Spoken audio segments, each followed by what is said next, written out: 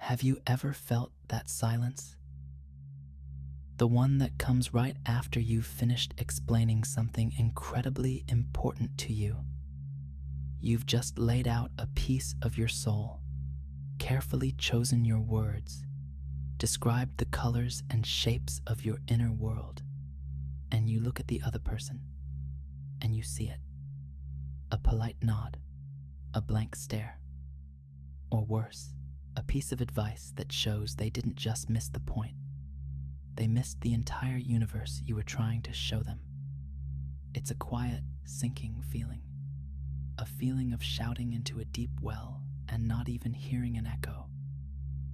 You feel more alone in that moment of failed connection than you did when you were actually by yourself. It's a unique kind of exhaustion, isn't it? The exhaustion of constantly trying to translate your own existence for others. We spend so much of our lives doing this. We do it with our parents when we try to explain why our life path, our job, or our partner makes us happy, even if it doesn't fit the picture they had for us.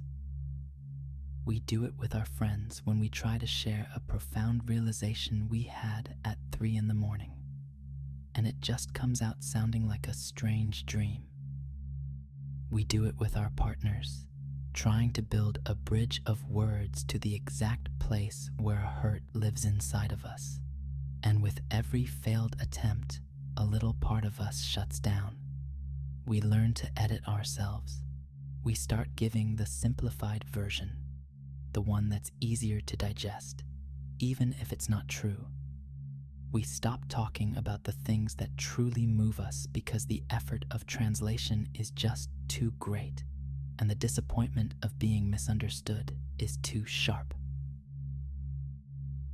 And here's the paradox that sits at the very heart of how reality is built. We are designed for connection. Everything in this world is woven together in a vast, invisible network. We feel this pull towards each other, this deep, ancient need to be seen and to be known. Yet, the very act of seeking this deep understanding often leads us into the deepest possible isolation. How can that be? How can the thing we crave most be the source of so much pain?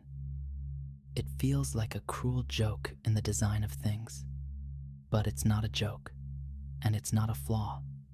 It's a fundamental rule about the architecture of our own consciousness. Think of your inner world, your entire life experience, not as a story that can be told, but as a unique landscape, a place that exists only for you. This landscape has its own sky, its own gravity, its own strange plants that bloom only in the moonlight. It has mountains carved from your biggest challenges and silent, deep lakes formed by your sorrows. It has forests where your childhood memories still play, and vast open fields where your future dreams are waiting. This landscape is real. It's where you live every second of every day. And here is the simple, unshakable truth. No one else can ever visit it. They can't walk its paths, feel its sun on their skin, or breathe its air. It's not possible. The very rules of reality prevent it. Your consciousness is a sovereign territory. So what are we doing when we try to explain ourselves?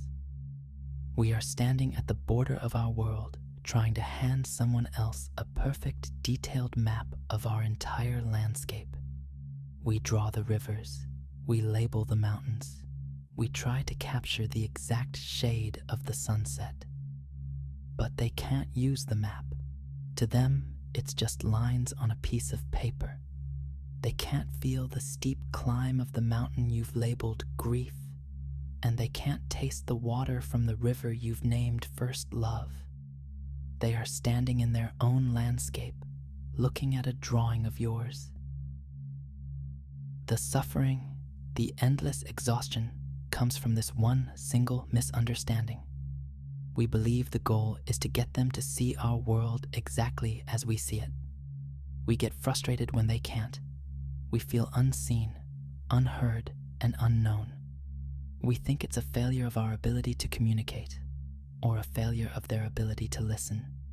But it's neither. It's a failure to recognize the nature of reality itself. We are each living inside a masterpiece that no one else will ever get to see. The attempt to force a tour is what breaks our hearts. We believe that love or friendship or family is about successfully merging these landscapes, about having someone else finally understand the map. But what if that was never the point? What if the constant need to be understood is actually the very prison that keeps us from experiencing true connection? We think the void is out there, between us and another person. But the void is created inside of us by the pressure we put on ourselves to perform this impossible act of translation. Every time we walk away from a conversation feeling diminished, it's because we tried to sell a piece of our world and it wasn't bought. Or rather, it couldn't be. You can't sell a ticket to a universe. You can only live in your own. Think about the last time you felt truly drained after talking to someone. Was it because the topic was difficult? Or was it because you were trying with all your might to make them feel what you feel? To see the situation with your eyes, with your history, with your specific sensitivities. It's like trying to plug a lamp from your country into an outlet in another. The electricity is real, the lamp is real, but the connection just isn't designed to work that way. The patterns don't match. And instead of just acknowledging this, we get angry at the lamp or at the wall. We keep pushing, hoping that somehow this time the rules will bend for us. But they won't. They are as consistent as gravity. Your inner world has its own physics, and so does theirs. This isn't a tragedy. It might feel like one at first, but it is the beginning of an incredible freedom. The freedom that comes when you finally put down the map, when you stop trying to be a tour guide to your own soul and just start living in it, fully and without apology. The energy we waste on trying to be understood is immense. It could power entire cities of creation, of joy, of simple, quiet presence. We have been taught an old way of being, a way that says our value, our very reality, is only confirmed when it is reflected back at us by another person. We look into their eyes to see if we exist correctly. This is an outdated way of living, based on a misunderstanding of how things work. You are on the verge of a new understanding of yourself, one where your existence doesn't require an external translator or validator. The landscape inside you is valid simply because it exists. It doesn't need a witness to be real. For years, you've been handing out these maps, feeling this quiet desperation. But look around. The world is changing. People are waking up to the fact that the old ways of connecting aren't working anymore. They're based on principles that create more division than unity, more performance than presence. The transformation happening right now is a quiet one. It's a shift from broadcasting yourself to simply being yourself. It's the realization that true connection doesn't happen when two people finally understand each other's maps. It happens when two people stand peacefully on the borders of their own unique worlds, and from that sovereign distance, simply appreciate the light coming from the other. You don't need to understand their landscape, and they don't need to understand yours. You just need to acknowledge that it is there, and that it is sacred. By the way, our shared space of light and awareness is on its way to 100,000 people. Thank you to everyone who subscribes and brings this moment closer. So what happens when you finally put down the map? What happens when you stop being a frantic translator at the border of your own world and simply decide to live there? At first, it might feel strange, even a little lonely. You're so used to the effort of broadcasting, so accustomed to measuring your worth by how well your signal is received. The silence that follows can be deafening. But then, something else begins. The energy that you were pouring into explaining, justifying, and defending your existence starts to flow back into you. It's an immense, forgotten power. It settles back into your bones, warms your blood, and clears your vision. You start to notice the details of your own landscape again, not as things to be described to others, but as things to be experienced for yourself. You feel the truth of your own feelings without needing to package them for export. This is the great shift. The transformation from desperately trying to transmit yourself to simply allowing yourself to exist. It's a move from noise to presence. Think about it. When you're in a room with someone who is truly comfortable in their own skin, what do you feel? They aren't necessarily talking a lot. They aren't performing. They are just there. And their presence has a quality to it, a weight, a calm. It creates a space around them that feels safe and real. You feel you can be real too. This is the secret mechanism of true connection. It's not about an exchange of perfectly understood information. It's about the resonance between two beings who are authentically present. This is what I call the gravity of authenticity. When you stop trying to project a version of yourself that you think others will understand, your genuine, unexplained self begins to emanate a natural field. It's like a quiet, steady pull. It's the way reality is designed to work. The people who are meant for your journey aren't the ones who can read your map perfectly. They are the ones who are naturally drawn to the gravity of your world. They feel a resonance with your very being, not with the story you tell about it. This kind of connection is effortless. It feels like coming home. You don't have to explain why you're quiet today. They just feel it and give you space. You don't have to justify your strange sense of humor. They just laugh with you. It's a connection of landscapes, not of maps. It's a recognition that happens on a level far deeper than words. You've experienced this. You meet someone, and within minutes, you feel more seen than you have by people you've known for years. Why? Because you weren't trying. You weren't on a job interview. You weren't trying to impress them. You were just you. And that authenticity was the only signal that needed to be sent. We've been taught to work so hard at connection, to build it with words and gestures and proofs of our worth. But the most powerful connections in the universe are not built. They are recognized. They are a law of nature, as fundamental as planets orbiting a star. The star doesn't send letters to the planets begging them to understand its fiery nature. It simply burns, and the planets align in response to its essential gravity.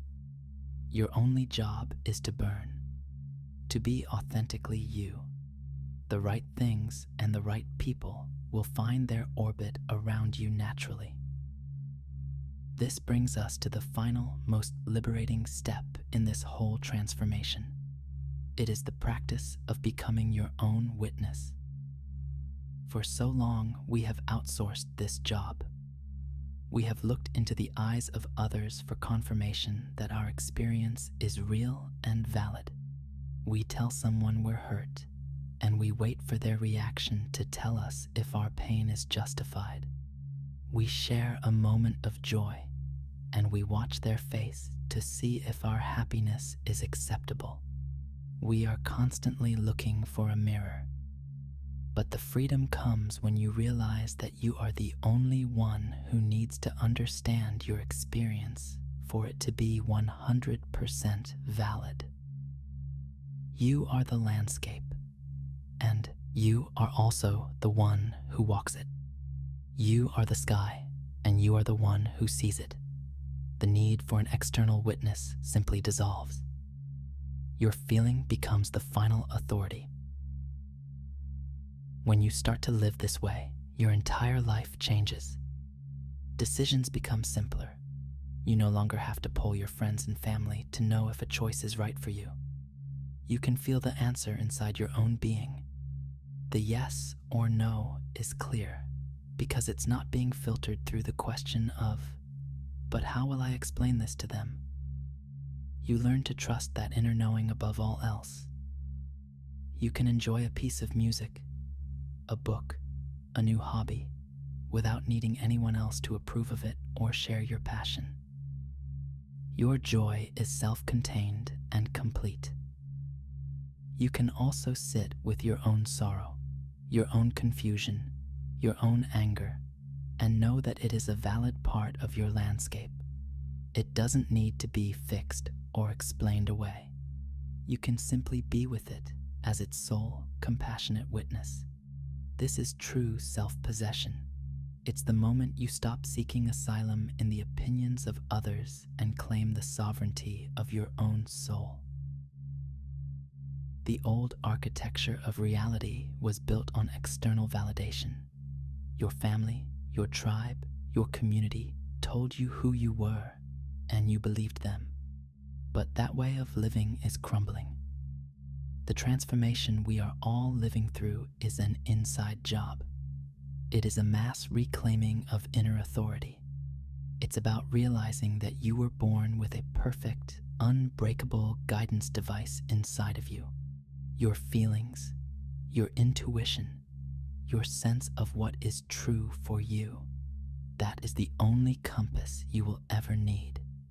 The constant explaining we do is just a habit, a relic of an old world where we believed our survival depended on being understood and accepted by the group.